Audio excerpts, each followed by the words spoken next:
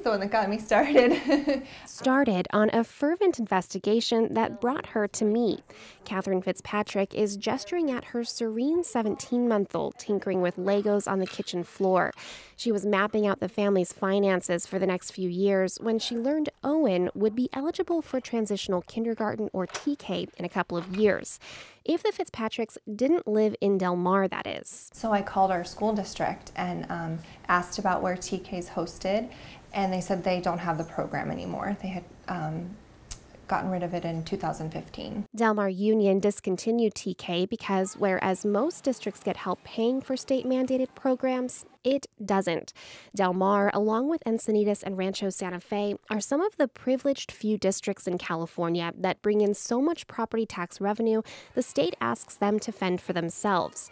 The districts say that exempts them from having to offer TK. They could have a point, and we'll get to that, but this isn't a policy story.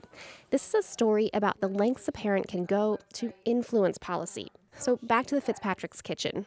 So you sat with the information for a little bit. Yeah, not too long. It was actually, I think, the same day. I just was like, okay, so I Googled transitional kindergarten, and the CDE website popped up with their frequently asked questions page. CDE being the California Department of Education. And on it I found a question along the lines of, do all school districts have to offer it? And it said that they do.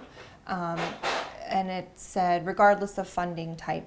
So that's kind of how it all started for me. Just looking at that answer versus what the district was telling me. This disconnect between what the Department of Education and district were saying set Fitzpatrick off on a research frenzy.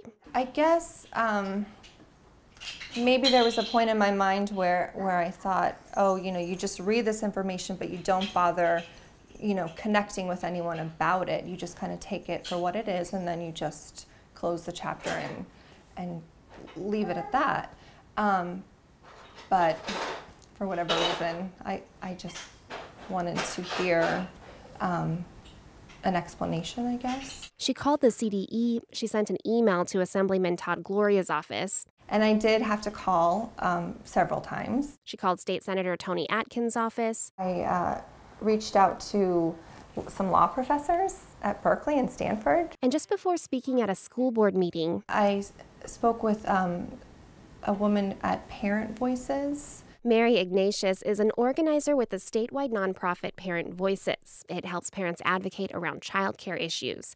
She spoke with me via Skype and says Fitzpatrick's story is a good template for any parent. Parents are inherent leaders, right? Like, they're the leaders of their family, and their ability to multitask and, just like getting out of bed and like fighting the day takes like just a tremendous amount of leadership. And it's just trying to hold up a mirror to them and say, like, you do this every day. You don't have to be intimidated. And I think when it comes to your children, there's no better expert than you as a parent. In Fitzpatrick's meticulous notes and call logs, that's kind of what rises to the top.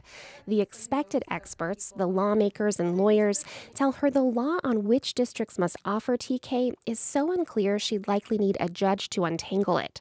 She's going her own route and asking a senator who wants to expand TK to all 4-year-olds to clarify the law with his amendment.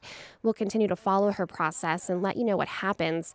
In the meantime, we've put together tips and resources for parents who have their own investigations to launch. You can find them on our website, kpbs.org. Megan Burks, KPBS News.